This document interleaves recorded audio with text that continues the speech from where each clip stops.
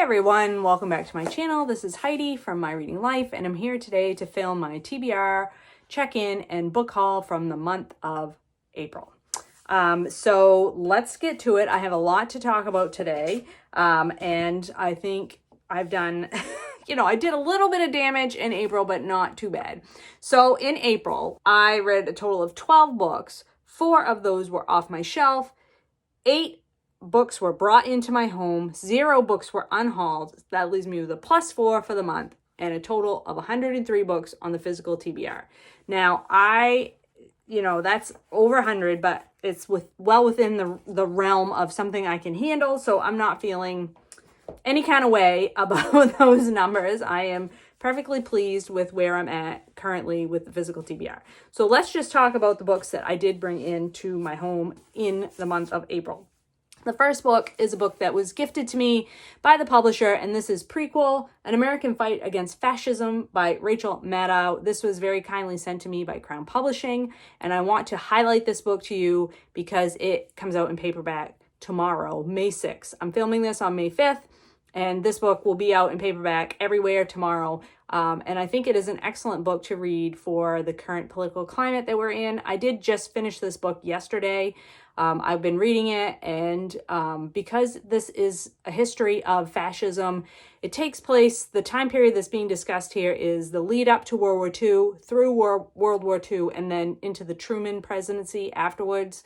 And Rachel Maddow talks about the individuals within the United States government, the Congress, senators and representatives, and other high political officials that were involved in trying to push for and advocate for fascism in the United States. And it was really distressing to read about those types of activities and how much nefarious things people were up to try to promote fascism and Nazism. But luckily, there were a lot of private citizens and people within the government that were working very hard to stop the spread of fascism. So it's also a feel-good story. It does, you'll be frustrated, as you always are when you read about government and some of the stuff people get up to, but there are lots of things to cheer about in this story as well. So excellent book to read for our times. Can recommend this. Rachel Maddow's writing style is quite good. She's a journalist, obviously, so she has that sort of reporting style, but she also writes with a lot of humor, so that sort of lightens the moment with this difficult topic. And again, certainly very appropriate read for our current political climate. So check this one out, May 6th in paperback. So thank you again to Crown Publishing for that one. I did purchase for myself a bunch of books this month. And these next 3, where are we? So the next 2 books I want to talk about, I have already read. The Prequel I just finished in May, so that one doesn't count for my TBR check-in for April. And this one as well, I just finished this morning. This is the Unselected Journals of Emma M. Lyon, Volume 1 by Beth Brower. This is book 1 in a series of books that are historical. They take place in the late 1800s, and it's an epistolary novel following our titular character who is writing in her journal about her efforts to live an independent lifestyle. She is a young woman on her own. She's an orphan, and she's been left this inheritance of this house in London. But as part of the will, her, is it a cousin? Yes, her cousin Archibald has been allowed to live in this house and to sort of manage her financial, stuff until she becomes of age. And she is just now arriving at her house in London. She's almost of age and she's ready to, start her independent lifestyle. And it does not go as planned. And it's very funny. And you're trying to figure out why are her family like this? What is going on here? There's a little bit of a mystery. And Emma herself is an excellent narrator of her story. So I will definitely be continuing on with this series. And I should say also that I first heard about this book from Sean Breath's Books, who has talked about this series on his channel and definitely sold this book series to me. So I will be definitely reading more of these. And then I picked up a cozy fantasy, and that is Can't Spell Treason Without T by Rebecca Thorne. And I have really been into cozy fantasy over the last few months, no surprise. And this one is a delight. It follows two female characters. One is an queen's assassin. The other is a mage. And these two are in love, and they have decided to leave their they've decided to leave their careers and go off into the wilderness and start a business in a community far, far away, a bookshop and tea shop. And it's the shenanigans ensue as they start this endeavor and start to try to live their lives together, and to stay out of the range of the queen and the other sort of wizards or whatever that want the mage to come back and do her work. So just delightful, low stakes, fun characters, very cozy, lots of books and reading references and plants and cute animals, and yeah, just all the things you want in your cozy fantasy. This is book one in a series, and I will definitely be continuing on with those ones as well. Continuing in my escapist reading vein, I purchased the latest romance novel by Abby Jimenez, Say You'll Remember Me. This one just came out in April, and it is about, let me see if her name, Samantha, who was the best friend of our main female character in the previous book in this series.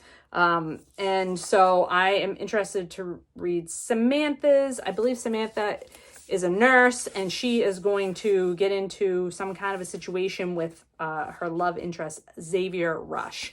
And I really just love Abby Jimenez's stories. I think she does a great job of weaving in like very realistic adult situations and concerns that people who are grown adults would have in their lives. So I am very delighted to have purchased her next book and look forward to reading that one soon.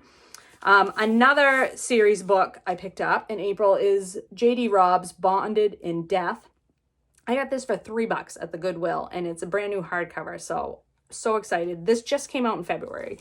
And this is book, I'm not even sure, in the 50s, somewhere in the Eve Dallas futuristic police detective series that I have been reading since the very beginning. These started back in the 1990s, and I just love Eve Dallas and the cast of characters around her. I enjoy, it's not really the mystery that I am here for. I'm here for the characters in this series. And so I'm always going to be picking up the latest one. So I was very glad to have found that for $3. And then another deal that I got was I went to a library book sale in a town not my own, and library not the library that I use. And I was able to pick up this hardcover nonfiction for $2. And that is South to America, A Journey Below the Mason-Dixon to Understand the Soul of a Nation by Imani Perry. And this one is one I've been interested in for a while. It was nominated for some prizes, and I can't remember what those prizes were, whether it was the Pulitzer or the National Book Award, but one of those. And this is, history of racism in the American South. And, it's a topic that I have been reading about a lot in the last few years, and certainly was interested in checking this one out as well. It's a little bit of a longer one. Let's see how many pages it is. It's quite long. It's almost 400 pages long. And this is our author, Imani Perry. Great author photo right there. Love that. So I will be looking forward to checking this one out at some point. And then the last new book that I brought into my home, and this is one I bought I didn't get a chance to go to an independent bookstore on the actual independent bookstore day of whatever that last Saturday was in April. There are no independent bookstores near where I live. But I happened to be on the Friday before that, I happened to be driving home from work. I had been quite far away from my home and drove through a community that does have an independent bookstore. So I just ran in, and I, didn't have a lot of time, but I checked out this little bookshop in Blue Hill, Maine, which is the town that E.B. White lived in. And so E.B. White, obviously the author of Charlotte's Web and many other beloved stories, and they have the cutest little bookshop in Blue Hill called the Blue Hill Bookstore. And I picked up Adulthood Rites by Octavia E. Butler, and I've been reading through Octavia Butler's books. This is one in the Lilith's Brood series, and I think I need to pick up the one that comes before this, which I believe is Dawn. So this is book 2 in that series, and I need to get the first one before I can read this one, but they didn't have Dawn on the shelves, but they did have this one, and I thought this was a great cover and served my purpose of trying to purchase all of Octavia Butler's books for my collection and let me support an independent bookstore. Maybe not on the actual day, but the day before. It's all the same, right? So I was really pleased to find that little bookshop, and well, I knew it was there, but I hadn't been in before. I was glad that I had the opportunity to run in there and, you know, support them. So, and I wish there is a brand new independent bookstore that has just opened 20 minutes from where I live, and I haven't had a chance to go check it out yet, but I have a feeling that I will be visiting it in the month of May. So stay tuned for that for the next TBR check-in.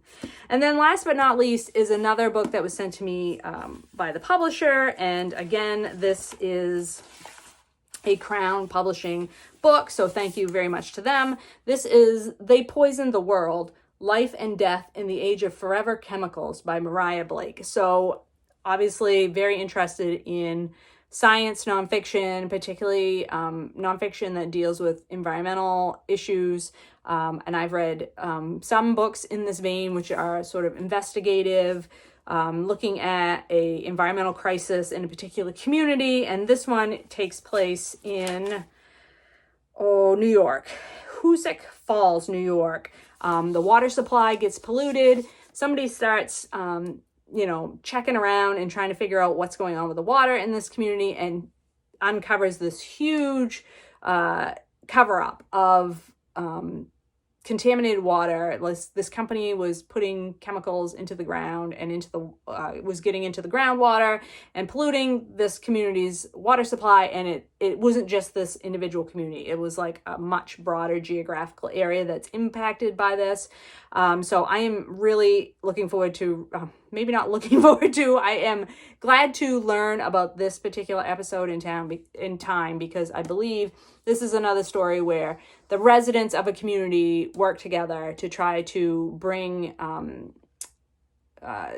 to try to get a problem fixed, try to get government to pay attention, try to get a company to stop polluting, that sort of thing. I am very much here for these stories. So those are the 8 books that I brought into my home in the month of April. All great books, all very excited to have all of them in my life now, and we'll be reading them all shortly, I hope. That's where we are. I hope you're all doing well and finding some great books to read. I will talk to you later.